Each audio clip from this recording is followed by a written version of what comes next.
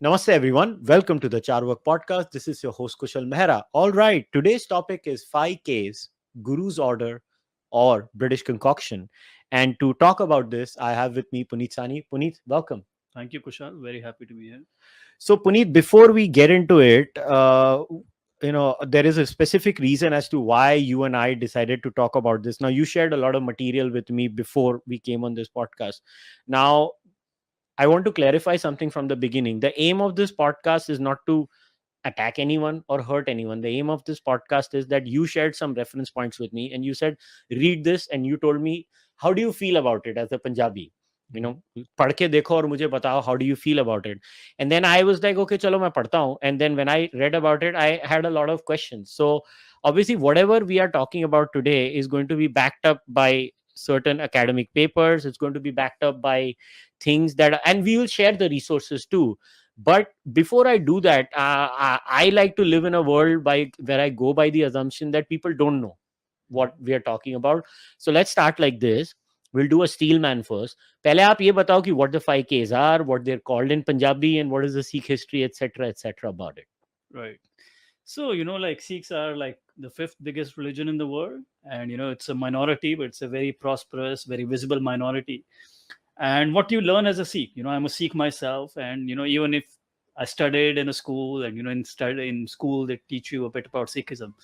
One of the very first things they say is like 5Ks. The 5K stand for basically K for each. It's what do you say? Kesh, which is hair, Kanga, which is like a comb, Kirpan is basically a poignard, and Khada is like an iron bracelet, and Kach, which is an underwear or like breeches. That would be more accurate. Okay. And this is what people assume, like, okay, this is like an essential part of it. But when you actually start unpacking it, there is nothing like it. And, you said we're going to back it up by academic references. And certainly there are some, but this has been such a fraud. And the reason that it has not come out for almost a century before, there are reasons for it. There are reasons for everything. Yeah. So first, like Sikhism is about 500 years. And the first 200 years, like before Khalsa, there is no question about it. And then the next 200 years, there is no mention of 5Ks, right? Mm-hmm. In the last 100 years, they just make it the essential part of it, like the most visible, the most essential part of it. So how come nobody like exposed this fraud? So the first of it is, you have to be like, it's very hard to prove a negative, right? So the thing is like, for example, the lawyers play this in court. So for example, how, like I say, prove that you're not a wife beater. You can't do that. If you answer, you will basically get tied up, right? So I have to make a case if I accuse you of anything. Got it. So if you find it, it's just like they can't find anything. All these people who are asserting 5Ks, they can't do anything. And anybody who tries to basically do it in an academic setting, and one of the papers is also about this, they just go after him like, an academic is not trained to deal with these thugs. So this paper you're talking about is by Pashora Singh, right? Right. But in general, I'm just saying, like, we have a ton of examples, what they did to like Harjot Oberoi, which is like the most brilliant Sikh scholar that came out, and it's just like so sad, you can't believe like, these people are, exposing truth or finding out something. But it's almost impossible, the attacks that they have to face at a very deeply like personal and vindictive level. So even for example, the articles that I've shown you, it's actually very fascinating. It goes actually, if you read like Russian papers, they had like, of course, great scholars. But when the state has a dogma, so, they would put out facts and then they will put out the conclusion. Yeah. And the conclusion would not really match with the facts. So if you see like one of the papers I've also shown, that's also by Pashora Singh, you can't Google it. It's very hard to find. And, I've shared it and I would really like to read it. So if you see the facts he's saying, he's saying whatever I'm saying, like there is no basis for it till 100 years ago. But the conclusion, he doesn't want to challenge the orthodoxy, that these people are utter frauds and these are liars. So, he and this is exactly, like nobody wants to do it. So this is how they play, right? So the orthodoxy is basically in the 1600s, right? 1660. No, orthodoxy comes about 100 years ago. What is the orthodox claim about the 5Ks? There is no claim about it. So basically, in about 1700, Guru forms you can say, the Brotherhood of the Khalsa. Yeah. Right. And there is no mention in any of. So he basically, they are like about letters that have been published, right? And and if you see, there is no mention of any 5Ks anywhere. He does mention, and so does the person he kind of passes the baton on to, like Banda Bahadur, of 5 weapons, which makes complete sense. If you are raising an army, you come up. So 5 weapons are like, why I'm doing this is I want you to explain it Right. very minutely so that nobody thinks ki ye kya bol raha hai. So Right. 5 weapons with just military Right. armaments. They're not like case or kada Absolutely. or kanga, anything of that sort. So this case kanga have no basis. So after the Guru dies, there are Hukumnamas. Rahitnamas. Rahitnamas are basically kind of formalizing, okay, so we have raised an army, right? And any army, let's say like it's kushalmehra's team versus Puneet Sahani's team, right? All right. There has to be some distinction. Got it. And you always have to give some kind of a uniform, right? Some kind of a code. So what they are going on, they agree on all, for example, that you have to keep case. That has mentioned, right? Then they're like, you have to keep weapons. That has mentioned.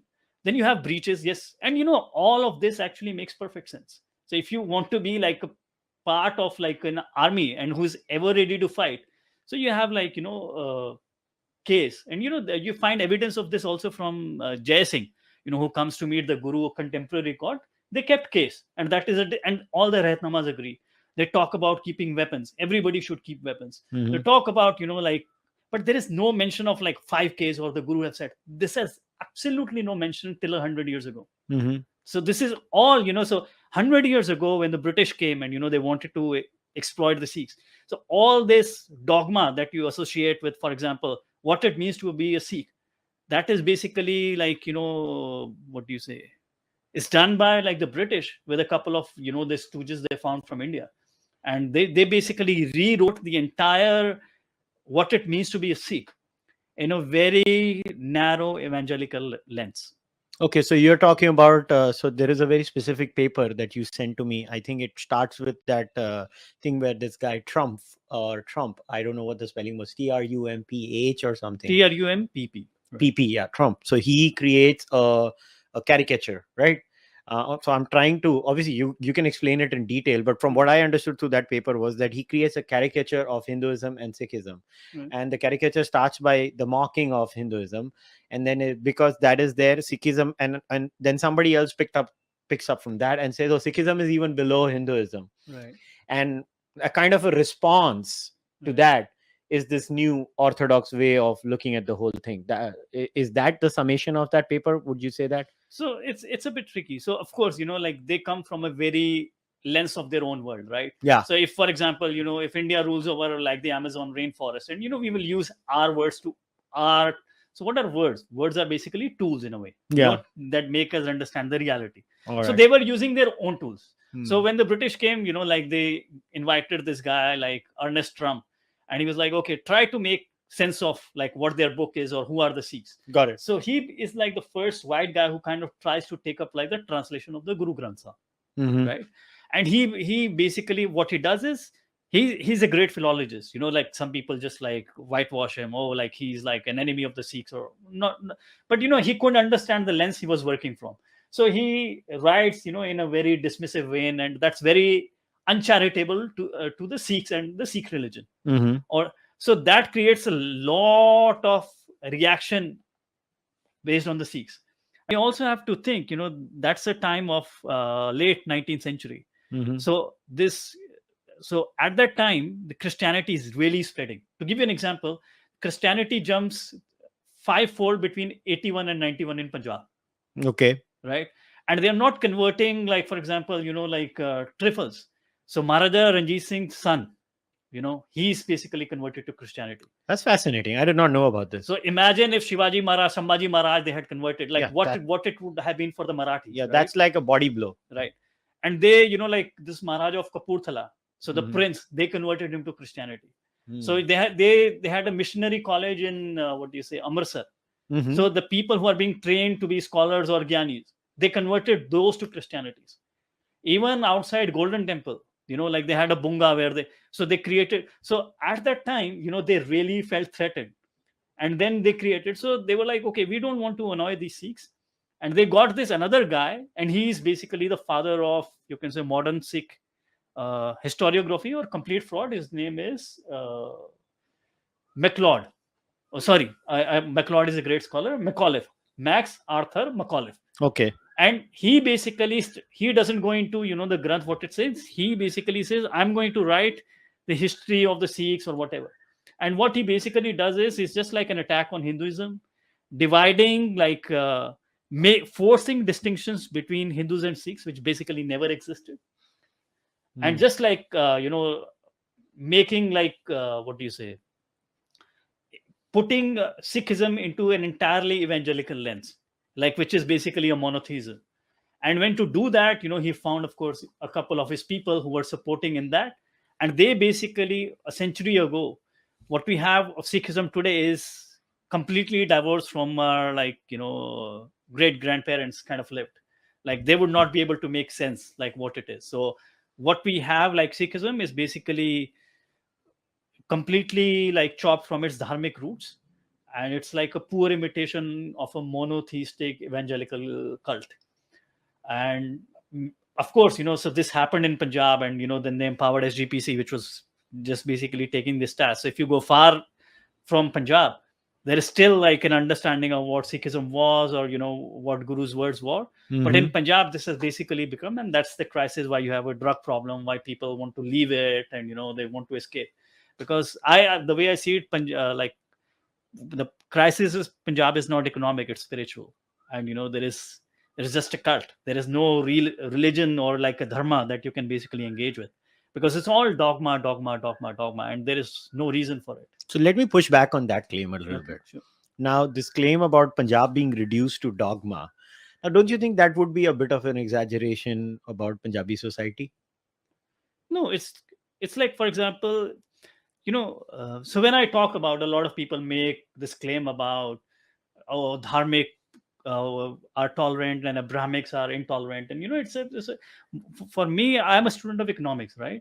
And the way I look at things is the incentives and constraints that you set up in a system that basically shape the outcomes.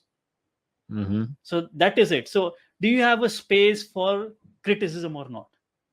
Got it. Do you have a space for questioning or not? Whereas if you look in, like, modern Sikhism, like how they have created, it's just basically, what is blasphemy? Like, there was no idea of, like, what is blasphemy. This is a completely imported concept. So the word used by Sikhs these days is beadbi. Right. Blasphemy ka jo bhai behan hai, jo Right. beadbi.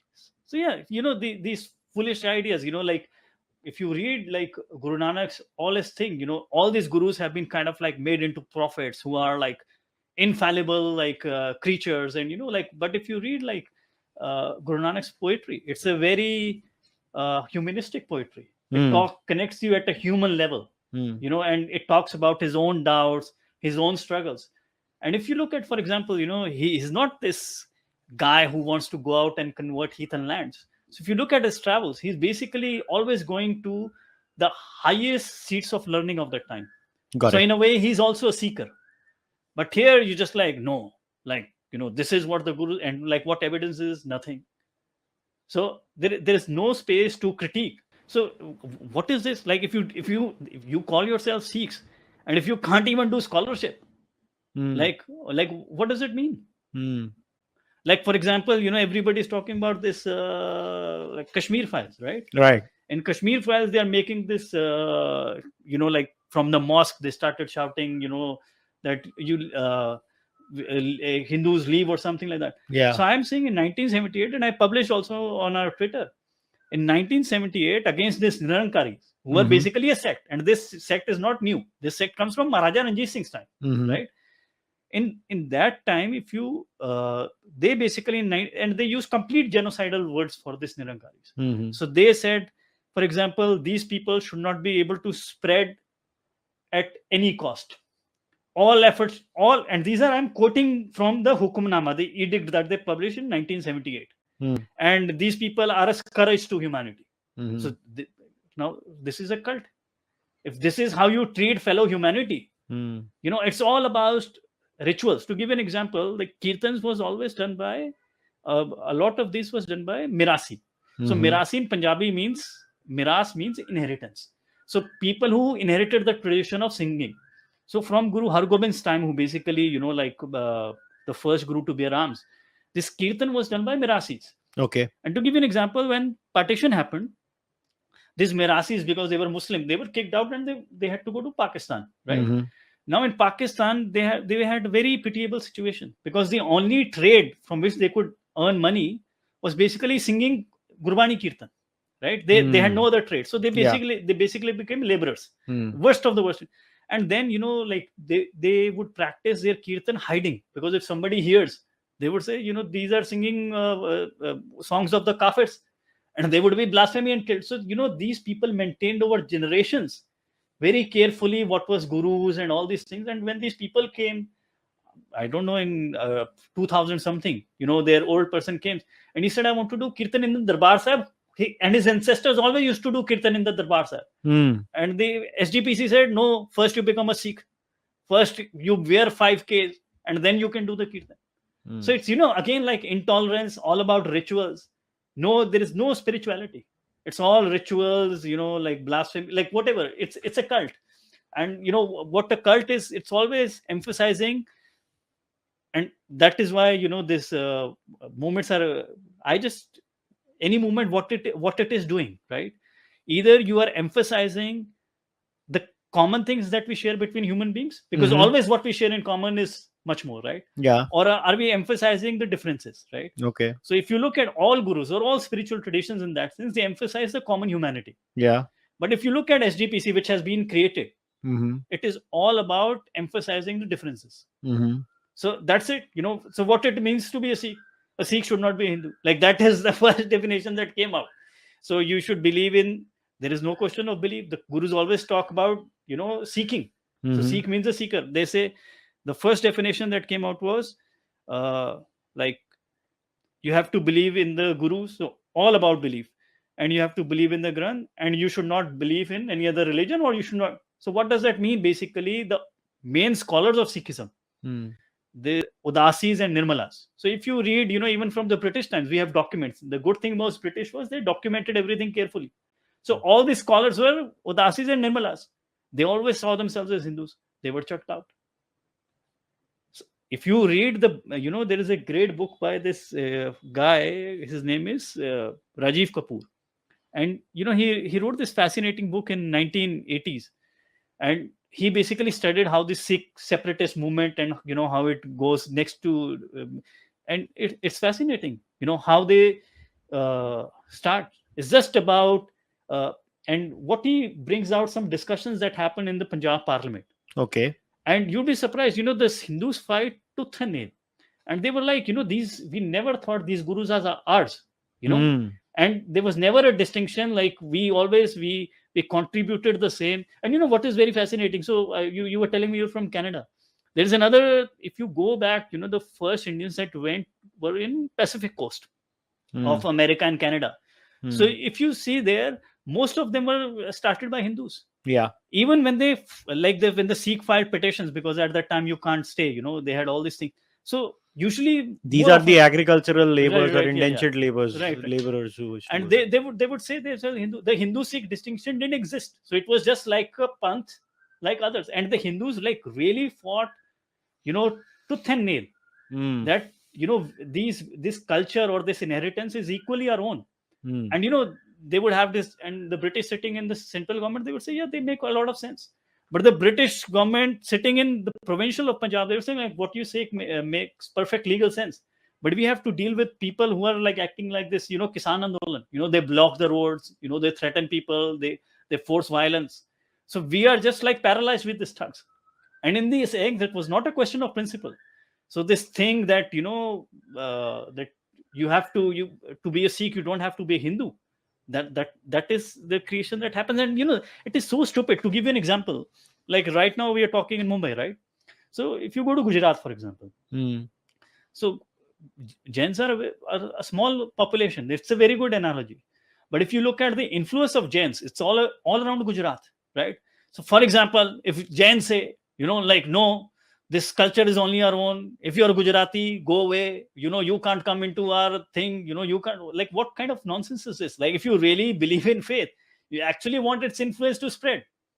But what their influence is, like, to create a cleavage and create a separateness. So that is it. It's what we say. Sikh Separatism is the book. I really recommend this book to everyone. It came in 1980s, and I think it should be like one of the most crucial books. So it made some noise in the 1980s, and then that guy, I don't think he wrote another book, and it kind of died down. But it really kind of explains how this Sikh separatism comes, and what happened in 1980s was not just like some mistake, or they were basically sowing this poison from 1915 to 1920s, and it just like burst up in the 1980s. And of course, the politicians dealt in like the callous way that they usually do, but it eventually had to burst, because at its roots are like hatred and separation, and like ideas that the British like forced into like the Sikhs. So let me ask you some specific questions. Right. So there was criticism of this view of Peshora Singh, I think. If I remember, there were specific scholars. I'm just looking at my notes from the papers you sent me. So there was, Jagjit Singh. I think he was there. This is the paper that you sent me. I forgot the name of the paper. Yaar, kya naam tha uska? This was the Journal of Punjab Studies. I'll tell you the exact one. And this was called the Journal of Punjab Studies. Yes. So this was the first one, the role of ideas in Sikh history. This was by Jagtar S. Grewal. All right. Now, in this paper, he talks about multiple scholars who oppose this Peshora Singh view. They say no, this view of the 5Ks is academically sound, and this view exists in quite a few. I think he says there are 4 or 5 scholars that basically say that nope, the 5Ks were mentioned. I was trying to look at the sources. They were not able to give any specific source, but still you have to give sources, right? Because that's the whole point. So how would you break this down then? What are the specific sources? So if I was to ask this Jagtar Singh is also a very interesting guy. He actually published a couple of papers with Irfan Habib, and he's kind of the Irfan Habib of Sikh historiology. Okay. And these people, and I think he was also like Vice Chancellor of Guru Nanak Dev University, which is like the biggest university, and then they have their own kids, who basically become, and he's too old, and I don't want to say, but what is the question? So what they do, and he basically toes the Singh Sangha line. And what they always do is, if you have to prove something, so they start with the conclusion in the beginning, and then basically what they take is like what do you say, like evidence, and they try to do it. So what is basically 5Ks? So his claim is basically, he says, yes, in Rahitnamas, they're mentioning other things. This is bad, this is good, always do this, always do that. So there is always a mention on like recite this Japji Sahib or Jap Sahib, for example. But the Rahitnamas basically that come out in a century after Guru's death, they usually mention case, kach, and a weapon like karad or kirpan, right? And that we have already said. And he said, oh, like the other things, they're not mentioned, but they must be part of the attire. Okay, even if that is the part of the attire, that is not the question. The question that we are dealing at hand with, like what we are taught in the Gurdwaras, or what is the official version of it, that the Guru said 5Ks, and that is asserted. And for that, there is no evidence. There is no evidence in any of his letters. There is no evidence in, in any of his compositions. There is no evidence even when the British come. So, for example, in this Malcolm, he comes in 1810. This is Maharaja Ranjit Singh times. And he basically writes, he doesn't mention 5K. He does mention that Sikhs have to keep 5 weapons. So the question is, at least 175 years before the Singh Sabha movement comes. Yeah. Is there any traditional source or foreign source that says 5Ks is essential to Sikh religion? There is none. So what he's trying to say is he wants to justify it. He's like, oh, 3 are mentioned, but 2 can be assumed. So this was always a part of things. So this is the kind of scholarship that they do. And trust me, he is like maybe like the best that you can get. Others, like, who is like, for example, if you want to be a Sikh scholar or a preacher, you have to be trained by the books that have been edited by Veer Singh. And Veer Singh was given. Wait. I'll come to Veer Singh. Sorry to come in over here because I need to spend a little bit more time over here on this subject. So let me read this excerpt. Right, this is from the Journal of Punjab Studies, the same one, the role of ideas in Sikh history. This is page 145. So I'm reading something, right? And give me some time. I'll read it. So I'm reading literally. So in MacLeod's view, the whole of the Khalsa Rahit, or the code of discipline, was not promulgated on the Baisakhi day of 1699. The question of 5Ks, for instance, was not finally settled until well into the 18th century.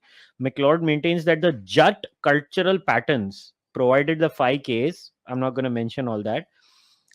Uncut hair was a Jatt custom observed during the 17th, 18th centuries as earlier by all Jatts, whether Hindu, Muslim, or Sikh. The bearing of arms was a Jatt practice that received ample encouragement from the events of the 18th century. Before somebody gets excited, I'm literally reading a paper. With these two symbols may be paired the comb and the bangle respectively. This is what you were talking about, right? The breeches are harder to understand in this context, but it seems safe to assume that this symbol must also, in quotes, must also relate in some way to the same situation. Now, the next paragraph says the complexity of Jatt culture and contemporary circumstances accounts for the prohibitions which find a place in the Khalsa discipline. The prohibition of halal meat and intercourse with Muslim women was not called for in the 1699 situation. This bit is fascinating, but it accords well with the 18th century struggle against the Mughals, and more particularly against the Afghans. Presumably, the same situation accounts for the ban on the use of tobacco. More examples could be cited to support the view that the code developed during the course of the 18th century in response to the inherited patterns and the impact of contemporary works. This line is very important because I'm trying to do the devil's advocate here. The Rahitnamas invoke the authority of Guru Gobind Singh in order to acquire the sanction needed to enforce the code. All their contents cannot be treated as a record of the actual instructions of Guru Gobind Singh. According to Gurudev Singh, MacLeod stands refuted by Hariram Gupta, whose detailed account of the founding of the Khalsa is based on the authentic contemporary and near contemporary evidence in courts. Unfortunately for Gurudev Singh's assertion, Gupta depends largely upon secondary works. There is a reason why I wanted to read it. So now explain this to me.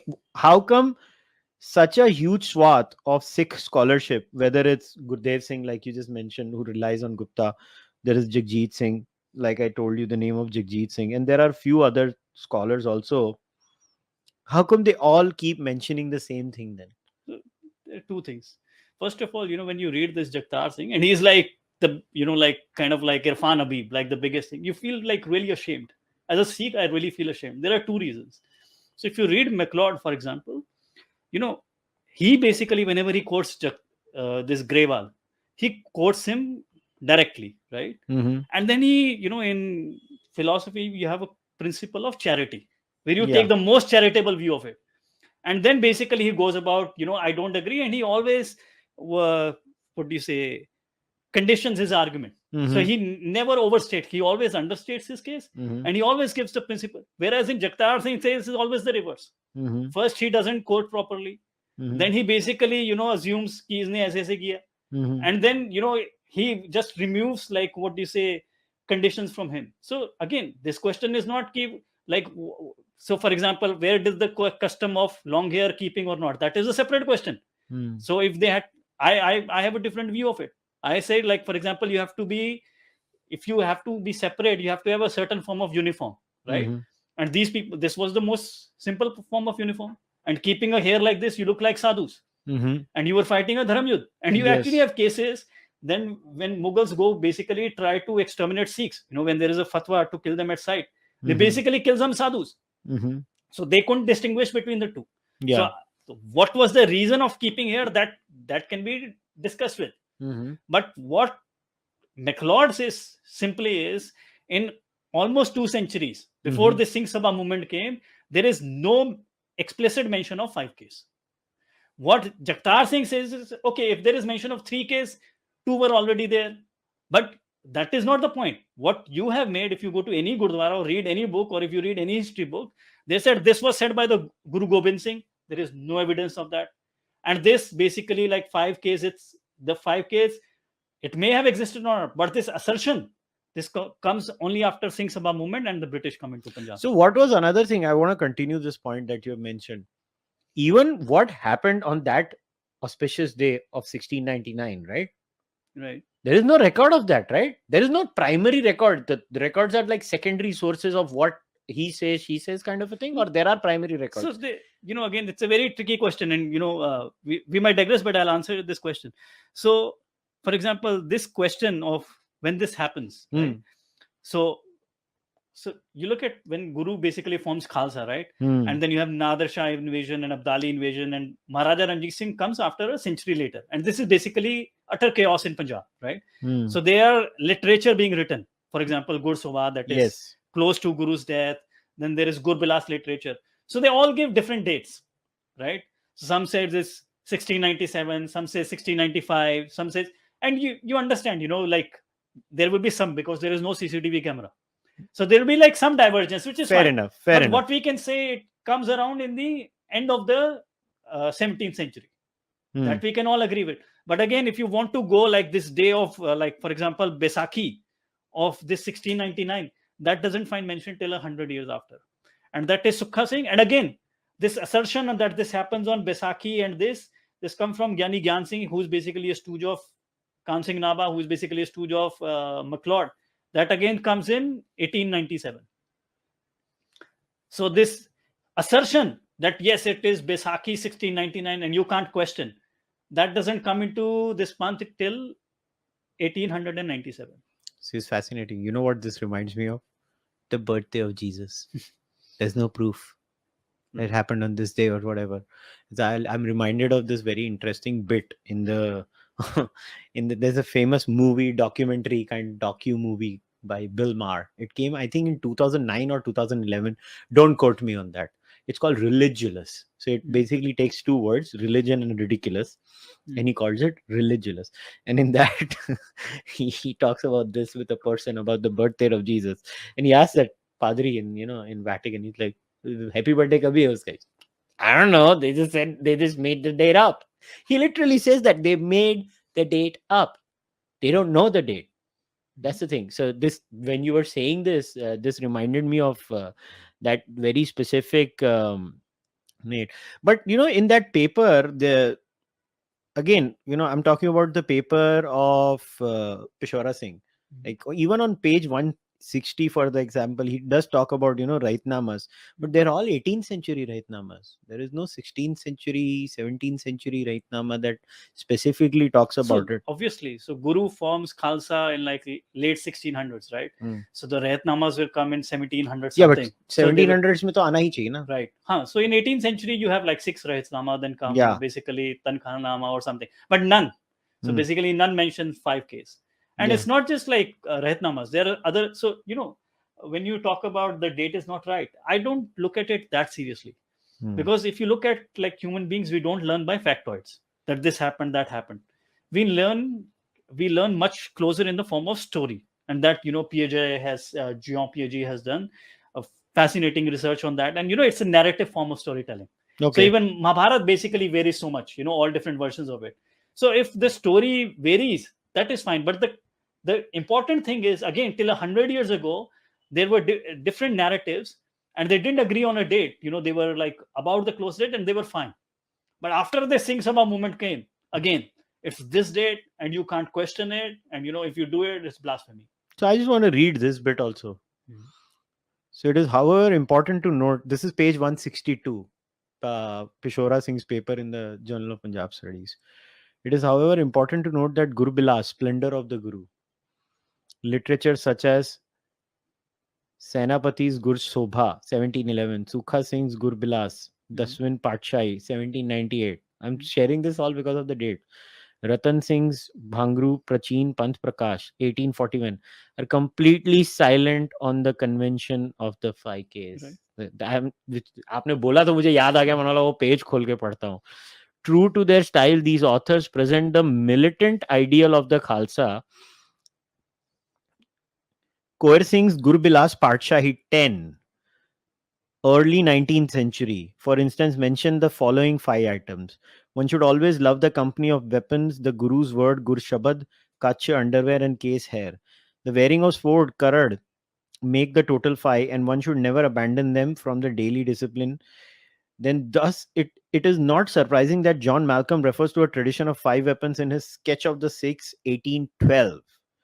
He mentions that at the time of the Khalsa initiations, 5 weapons, a sword, a firelock, a bow and arrow, and a pike, were presented to the initiate. At the time of the annexation of the Punjab in 1849, however, the British put a legal ban on carrying weapons. In light of this situation, Baba Ram Singh had to ask his followers to carry a simple staff. Now, this is the important quote. One can assume that in order to meet this new situation, the organizers of the Singh Sabha movement replaced the tradition of 5 weapons with that of 5 religious symbols known as 5Ks. Right. I repeat, I'm not making this up. I'm literally reading a paper. Now, can you talk about this? No, like again, you talk the case about Pashora Singh. Yeah. So what is really like, if you look at Pashora Singh, he's a conservative. He's not Harjot Oberoi, who's like kind of like a revolutionary and like did this. He's like the most he's conservative scholar, right? And he's focuses on like textual analysis, and he also goes into history. But again, he brings out all these facts. But then he says, oh, like because he doesn't want to attack the Singh Sabha or SGPC orthodoxy. He just said, yeah, but 5 is always revered. So, 3 became 5. So, it kind of makes sense. And the other argument he gives, that is his later part in the paper, right. Figure A and Figure B, he goes about that. And he uses Oberoi as an example and stuff like that. So this is again, when I say, because, you have pressure from the top that the conclusion shouldn't go too far from what is the dogma. So, you have to read between. That's the problem. People say, tell me a book. And there is no book. You have to read papers. And even with papers, you have to have the mind to think from first principles. And you should have read enough that you can read between the lines what the author is trying to say. So first he says, and then he says, oh, like things change. So how does he justify? Like the facts are basically saying what McLeod is saying. There is no basis for 5K. But then how can he say the 5K, is fine? Because that's the dogma is saying. So he gives 2 arguments. First, 5 is very sacred. This doesn't make sense. 3 is also sacred. 7 is also sacred. No, so they create a pattern in the papers. Na किसी ने 5 ये बोले हैं, 5 प्यारे बोले हैं, 5 ये बोले हैं, 5 वो बोले हैं. तो भाई ऐसे 3 में भी है. Brahma Vishnu Mahesh. If you go by the earliest Sikhism, is क्या नाम छको, कीरत करो, and one छको. So you can make, and then he says things change with time. So if they change with time, then they are not a static thing. If they can change in 150 years from when Guru's made, then it should also change in 100 years now since they have come into existence. So what about that? So again, his conclusion is not really matching with his facts. But that is exactly the point. So even if you read papers, you have to have the mind to read between the lines. Because, and what is very fascinating, this guy, Pashora Singh, I think he was the second chair of the Sikh Studies Department in North America, right? And the first chair was Gurinder Singh Maan, right? And again, he is the same. You have to read between the lines. He never challenges basically the SGPC dogma or something. Sab darte hain basically. They call Bhindrama, this Jagtar Singh, he basically, I just told you what happened to the Nirankaris. Yeah. Right? And they have basically these people are worse than the Jews, because this came from the church, that you have to do a genocide of these people. I quote you exactly. You mean worse as in worse off? SGPC issued a Hukumnama, an edict. Okay. And that they said, this Nirankaris, supposedly a sect, they are a scourge to humanity. These people should not be allowed to spread. Every effort should be made to contain this problem. So they use complete genocidal. No, I didn't get the Jew analogy. This is what happened with the Jews. If you look at what the Nazis did to the Jews. So okay. If you look at, for example, the Hitler, he basically said it's not with the Jews. Like Jewishness is a problem. It's a scourge, and you have to contain it. He treated them like a disease. And if you read SGPC, this is exactly what the words they're using for Nirankaris. And these people overnight, they were like, I don't know, there were a million people, like 5% of Punjab used to be Nirankaris. Overnight, all their temper closed. If you go of that time, all these people who covered Shekhar Gupta, journalists from Canada, all these Khalistanis, they differed a little bit whether Hindus should be killed or not. But if you look at all these rival groups, for example, Bhindaram Malay and Babbar Khalsa, people don't know they were opposite each other and they used to insult each other. But all of them were completely united that Nirankaris should be exterminated. And this has been published in India today. Like I can, again, you can retweet it. I can send you again. I actually even made a thread on it. I published, and they said this not to Indian journalists. They said this to, Terry Glavin, a Canadian journalist, that Nirankaris are scourge. We have to wipe them out. And these people have still not got no justice. They still live in hiding. There is no Nirankari who, they basically killed thousands of Nirankaris, and these people basically escaped. They went to other parts of India, they went outside, they practiced their religion in hiding, and they have never given a problem to anyone. So, and again, going back to Jagtar Singh, I don't want to digress. He says Nirankari problem, but Bhindramala is Sant. And this guy is like supposedly the biggest, history figure of, and he was vice chancellor of Guru Nanak Dev University, this Jagtar Singh Grewal. This is his ethics. He is calling Bhindramala Sant and Nirankar is the problem. Who faced genocide? But anyways, like, I don't, we get it. These people is 90, and what should I say? But this is the problem. And again, like Pashora Singh, I have to give you, he's a conservative scholar. He's not, so there were 2 chairs of Sikh studies. And when Pashora Singh, I sent you the paper, it was very good because, when he was told, okay, what research are you doing? Now you're finally the chair of Sikh studies in University of California, Riverside.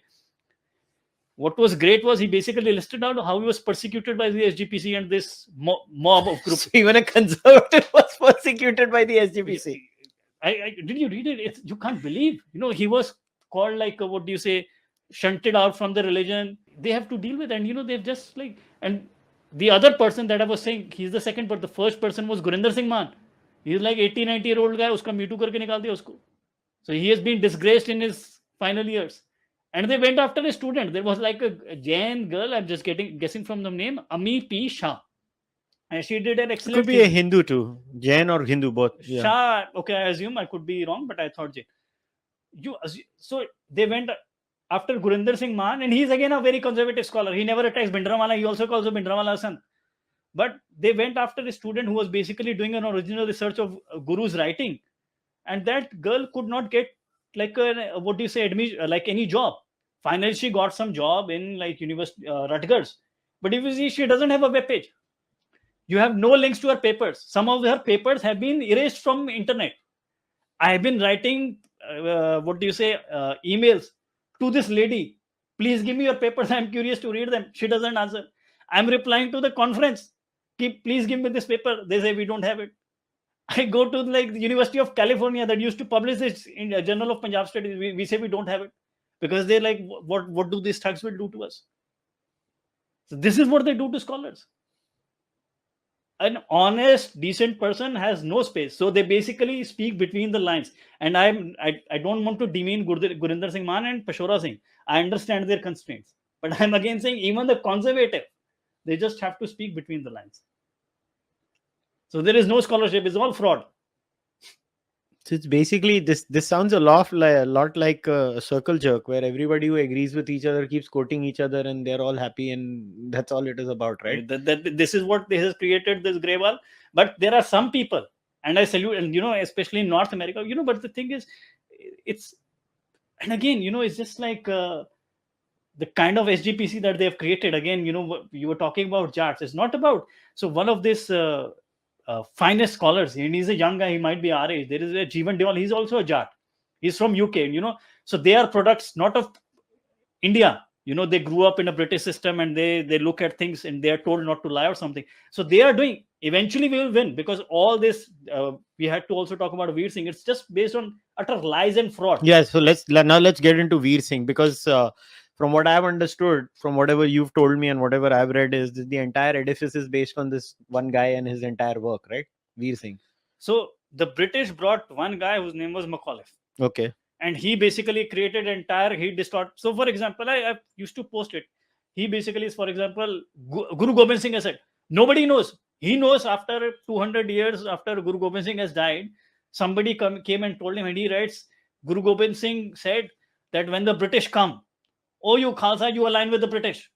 And I have posted this. This is from his Sikhs, volume 5. He wrote the six volumes on Sikhs. And if anybody has to read on Sikh history, they have to read Macaulay, because he was the first person to write Sikh history in English. Okay. And he writes, again, these foolish things that, the Guru Gobind Singh has said, like, you basically become cannon fodder, or, like lackeys of the British. And, like the British are great people, and they will go east and west, north and south, and you go with them. And, if you go, you will get a lot of prosperity, you will get women, and you will get happiness. Shabash. This is, can you believe this? And this is the most authoritative Sikh history written by this English guy. And then he had these two guys who were like Sardar, who got him. One was Veer Singh, and another thing was Naba. And they basically, whatever he was doing in English with the state sanction, they started doing this in Punjabi. So they started, whatever they would do, they would pick all the books. They would remove every section that matched with, like the Hindu connection, and just assert what fit there. So this is what they do. So for example, if I don't know the last time you went to Gurdwara. So for example, there is this, they say, Agya Paya Kal ki tabi chalayo panth, har sikkan ko hukum hai, Guru manyo granth. Mm-hmm. Nobody says where this come from. If you ask everybody, I challenge you, 99.99, you will, I don't know, you can spread 5 years, you will not find one person who will be able to tell you where this come from. Everybody will say Guru Gobind Singh said it. But Guru Gobind Singh never said it. This comes from Prahlad Rai Rahitnama.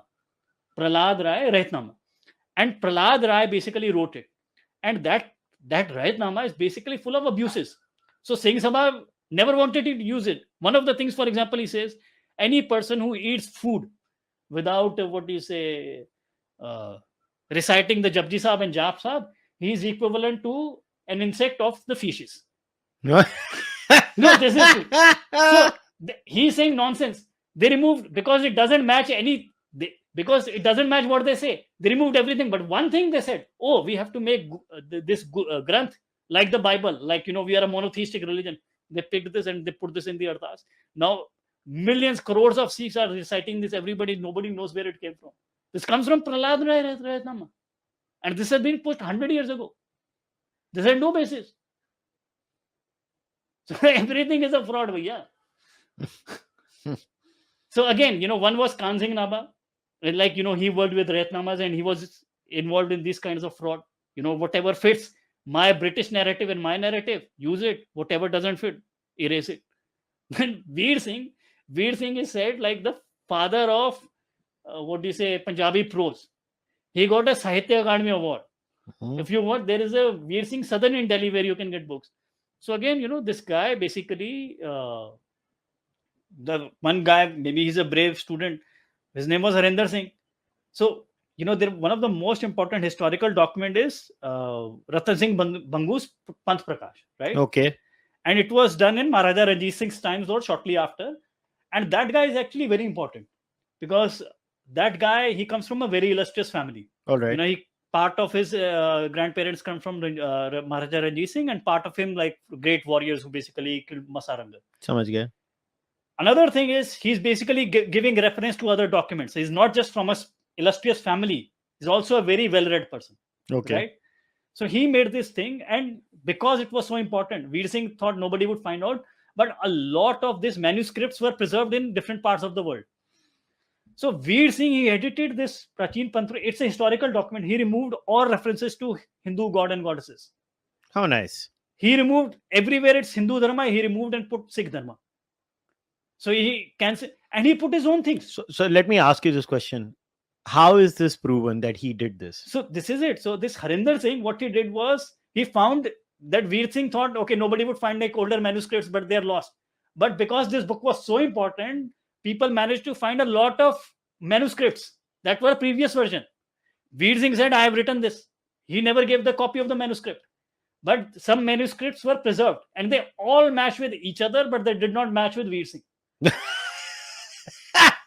So this is like an outright fraud. Like, I cannot imagine what is a bigger fraud you can do on a historical document. You remove everything that doesn't fit you and you put your own things on a historical thing. And that person has this Sahitya Card mein award. And that person's edited books are given to all people who have to become like this parties, or to become this spread. If you want to become a person who has to spread Sikh religion or read scriptures, you have to read books edited by Veer Singh, and that person is a complete fraud. So again, Gurinder Singh Maan, he wrote a paper. If you read this paper, he puts all the facts, how he has done the fraud, how he has done the fraud, how he has done the fraud.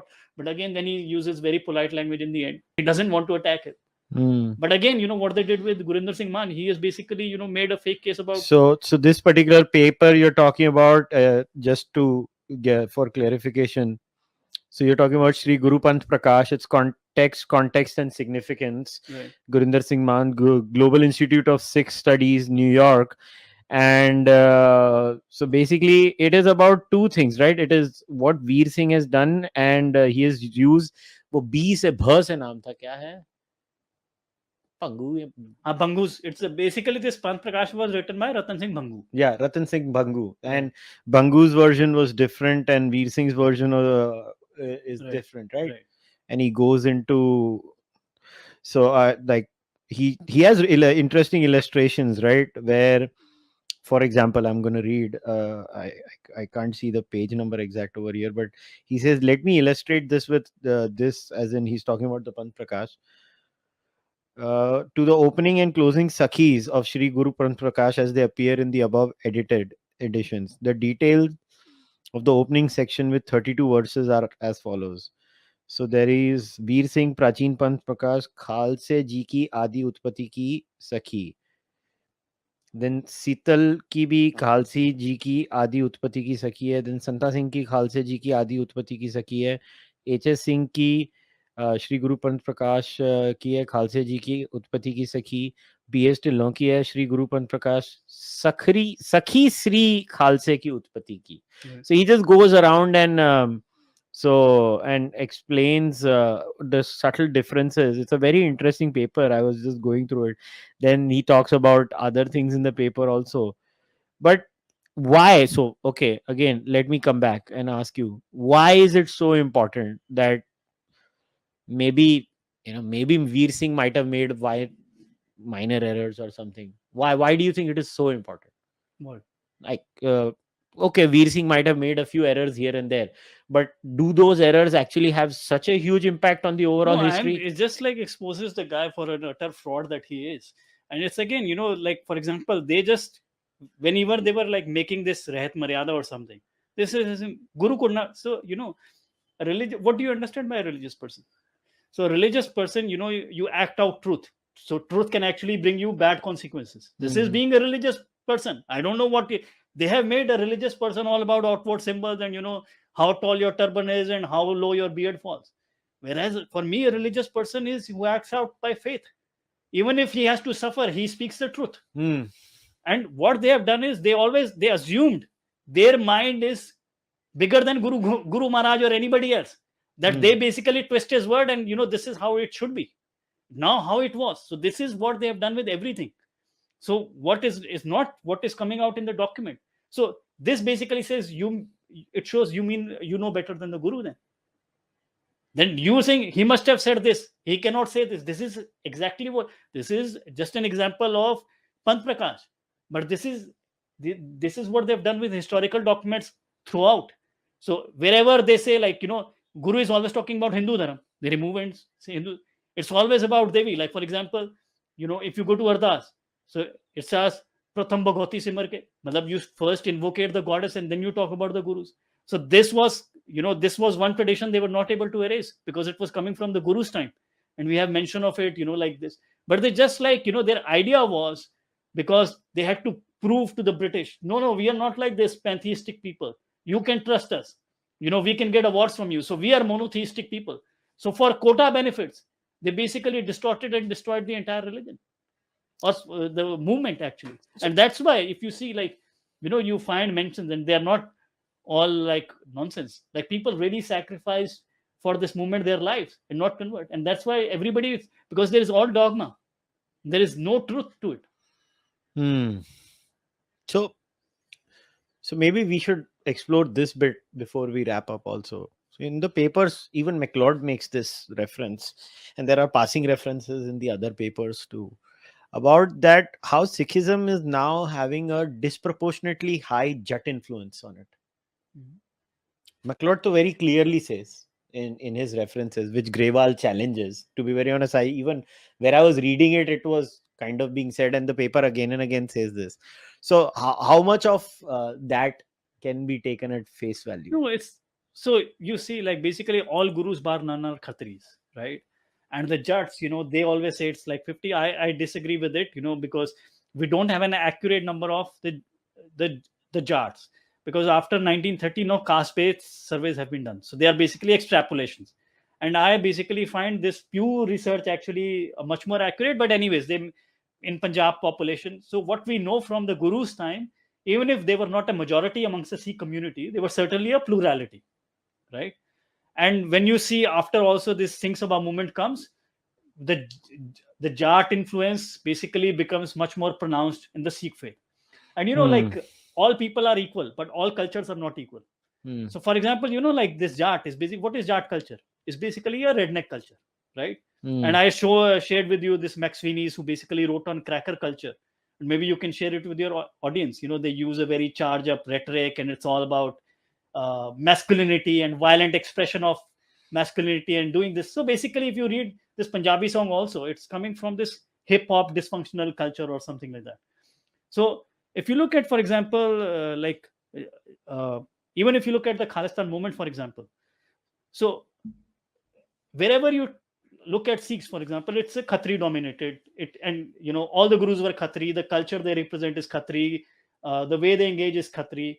Now, even if you look, for example, the biggest industrialists that are Sikhs are Khatri. The biggest educationists that are Sikhs. So you can name me three people that are most recognizable to you, and they will be Khatris. So all the problems that you associate with Punjab, they are almost exclusively like a Jat culture. So, for example, female infanticide, the untouchables don't do it. It is essentially a Jat Sikh problem. You look at Khalistan problem, all the gurus were Khatris, but you had not a single leader of this Khalistanis who was a Khatri. There was one a Chimba guy, but they were all Jats. So there are serious problems in a Jat culture, and this culture, it's the same exactly as cracker culture. And Thomas Sowell, maybe you can put this two paragraphs, or maybe if you can read it, because they just explain everything that I want to do. And unless there is somebody that rises who doesn't play this, this cracker kind of politics, but actually says there are serious problems, and I don't see there is any like future for Punjab. So when you're talking about cracker culture, I mean, so what exactly are we looking at here? All right, so here it is. So I'm reading the two paragraphs that Puneet has sent me. Well, I'll reference out the page number, the book, and everything in Thomas Sowell's edition in the video. You'll see it in the show notes below in the description. So in this world of impotent laws, daily dangers and lives could be snuffed out at any moment. The snatching at whatever fleeting pleasures presented themselves was at least understandable. Certainly, prudence and long range planning of one's life had no such payoff in this chaotic world as in more settled and orderly societies under the protection of effective laws. Books, businesses, technology, and science were not the kinds of things likely to be promoted or admired in the world of the rednecks and crackers. Manliness and the forceful projection of that manliness to others, and advertising of one's willingness to fight and even put one's life on the line, were at least plausible means of gaining whatever measure of security was possible in a lawless region and a violent time. The kinds of attitudes and cultural values produced by centuries of living under such conditions did not disappear very quickly, even when social evolution in North America slowly and almost imperceptibly created a new and different world with different objective prospects. The cultural values and social patterns prevalent among Southern whites included an aversion to work, proneness to violence, neglect of education, sexual promiscuity. Improvidence, this is funny. Drunkenness, lack of entrepreneurship, reckless searches for excitement, lively music and dance, and a style of religious oratory marked by strident rhetoric, unbridled emotions, and flamboyant imagery. This oratorial style carried over into the political oratory of the region in both the Jim Crow era and the Civil Rights era, and has continued into our own times among black politicians, preachers, and activists. Touchy pride, vanity, and boastful self dramatization were also part of this redneck culture among people of regions of Britain where the civilization was the least developed. They boast and lack self restraint, Olmsted said, after observing their descendants in the American antebellum South. Now, let me push back here. Don't you think this is, I mean, there's no survey, right? I mean, if I was to push back over here and tell you that, how do you make this conclusion that you can find these patterns in Punjab too right now in certain communities? No, for example, like one I gave you Khalistan. So let's take 3 examples, right? So why were there no Khatris? Why they were no less Sikhs? All the gurus were Khatris, bar none. Why didn't they lead the Khalistan movement? Then I talked about female infanticide. Then where this very fine lady. I think you should also. I don't know if do you know this girl Swati Goel Sharma? I know. She's one of the few people who does ground reporting. So if you see, for example, how these Mazhabis have been kicked out of this Gurdwaras, it's just Sikh Gurdwaras. Have they ever been kicked out from Khatri Gurdwaras? If you go to, next time you come to US, you go to a Jatt Sikh Gurdwara, you see all these pictures of the terrorists. Like you go to a Khatri Gurdwara, you will immediately feel like something is very different here. So if you go to Long Island, for example, where Khatris live, and they're not a single picture of the terrorists. Now look at, for example, you randomly do it. You search gang bust Canada, right? So these people are such a big disgrace. Kushal, I've studied Indian immigration pattern for the last 200 years. After the British came, like Indian immigrants went everywhere. So you pick any country, they went all over the world: Hong Kong, Malaya, Americas, West Africa, East, everywhere, right? And you always find things very common: very low rate of divorce, very high education, very low criminality, what do you say, very high in economics, very high in education. So it's common throughout. You never heard Indian names in criminality. Pakistanis, yes, for example, in UK, even though on the surface we are the same race, we speak the same language, but if you look at the outcomes, they are so much more different because the culture is not the same. Now you do, for the first time, this is what these Khalistanis are doing in Canada. You put gang bust, drug bust Canada, okay? And you put any news article at random and you start reading the names. I don't know if you can identify wherever they have written, and I have posted this on Twitter 3-4 times. So if there are 20 people, they have mentioned the last name, they're all Jatt. Not a single Brahmin, not a single Khatri. But that could be a sampling error, because don't you think most Sikhs outside India are also Jatt anyway? No. If you go to Canada, for example, there are also Punjabi Hindus. There are also like equal number of Hindus. Like why they are not involved in the drug? If you go, it's completely the reverse. So it's not just sampling error. What they are doing is completely contrary to what is the norm. The norm is always Indian immigrants are the least in crime, the most educated, the least rate of divorce, and the most educated and most economically successful. And this is the first time that they are doing it. And to a person, they're all Jats. And there is nobody to, and I'm not saying against that. Like, for example, even in scholarship, one of the most brilliant guy after Harjot Oberoi is Jeevan Diol. He's from UK. He's a Jat. If I, as a Punjabi, the people I really look up to, so the greatest one, I think he was one of the greatest chief ministers of any state, was Pratap Singh Kero. He was a Jat. I think KPS Gill, I think there are no words enough. He's maybe the greatest Indian after independence. He was a Jat. The greatest person who worked in social work. And, he was an Akali leader, actually, even though I'm against Akali. Jeevan Singh Umran uncle. He stood up to Bhindanwale. He fought. So whenever they would throw out Hindus out of Punjab, he would go and beg them and try to bring them back. His son was killed. This is a real thing. His son was killed by the militants. And he said to his daughter-in-law, leave the body and let's go and, do Hindu-Sikh Ekta, Hindu-Sikh unity.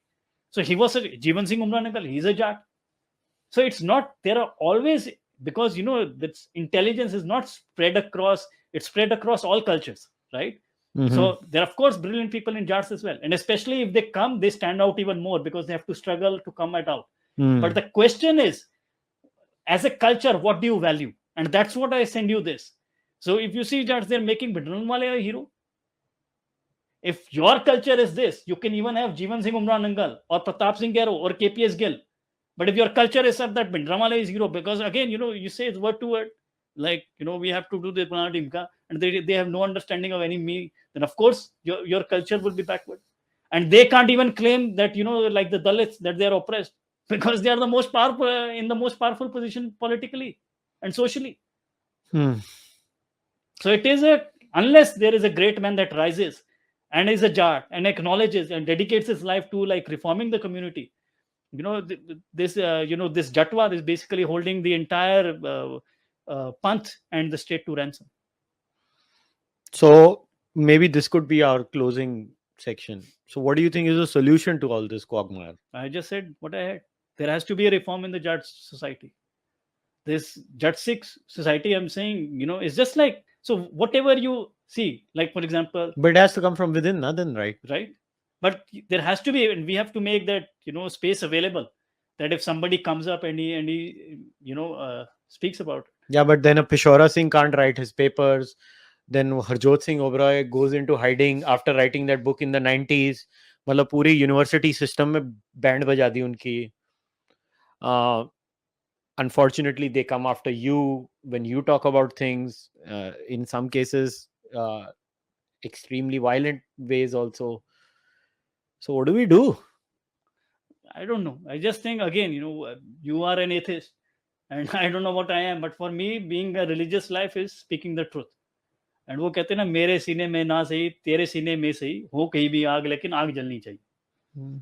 I think that I think you said the perfect thing. Look, yeah, matlab, I always say this. I might, like, I don't use the word atheist personally. I say I'm a Gnostic, but I still understand the value of the culture. I still understand the value of cultural continuity. I think there is something deeply, deeply, because at the end of the day, we are both ethnically from the same state, and the reason we talk about these things is because we love our state, ethnically, the state where we have originally migrated from. I know you're also no longer Punjab ka boy, and nor am I. I mean, I always say I'm 33% Gujarati, 33% Maharashtrian, and whatever little Punjabi is left, and 1% North American. I always say that. I mean, I have nothing against North America before somebody gets excited. And I know I don't know, आजकल ये भी trend है North America को गाली देना, ठीक है भाई. But I genuinely feel that you can only have these discussions without accusing and being loud and critique. So look, what I'm going to do is, again, I repeat, all the claims that are made in the description, there'll be links. I don't know if I can hyperlink the PDFs, but what I'll do is I will mention, okay, this paper is here, this paper is here, this paper is here, this paper is there. And you guys can find those papers, you can read them, you can, like the Thomas Sowell quotes that I read, we'll mention the book name and we'll mention the page number where we have quoted it from. What I am doing is, my job is, now I don't know, I've not made up my mind on many things Puneet says, I'll be very clear, but I'm open to discussion. My whole point was, let us talk about it. We should not shy away from discussions. He's made his points. Now if you oppose him, like I even read excerpts of people who oppose the point of view. Right? I read a paper of Grewal. Right? The Grewal paper actually opposes the point of view. The point is, you have to read. If you have questions, you can get to me. You can email me, and otherwise, on Twitter, Puneet is there. Puneet's handle is there. You can reach out to him, and you can ask him questions. I'm sure he'll be more than happy to answer them also. So we'll end it over here. Puneet, thanks a lot. It was a pleasure talking to you. But I have to say, in-person chats are much better than on the internet. The delay is not there. So thanks a lot for doing this, and hopefully, we will have many more such conversations in the future. Thank you. Jai Ma Bharat. All right, guys, we will wrap today's discussion up. As always, please support the Cārvāka podcast. This is the only place you'll find discussions like this. I try my best to talk academically with references, with sources. And even when I talk about these issues, I make sure I read them before I talk about them. So, it took me like 200 pages of reading to just prepare for this podcast. Just for this podcast, it was 200 pages of base reading. And then I had to go and read the opposition side also. That was under 150, 200 pages to, at least question. So please support it. This is the only thing I do. I am only empowered if you guys support me. So to subscribe to the channel, like the video, leave your comments, go and follow Puneet on Twitter. The description will have his Twitter handle, and support the podcast. You can become a member on YouTube. You can become a subscriber on Patreon. You can buy the merch on kushalmehra.com or on kadakmerch.com, or you can send your donations directly through UPI. I will see you guys next time. Until then, take care. Bye-bye.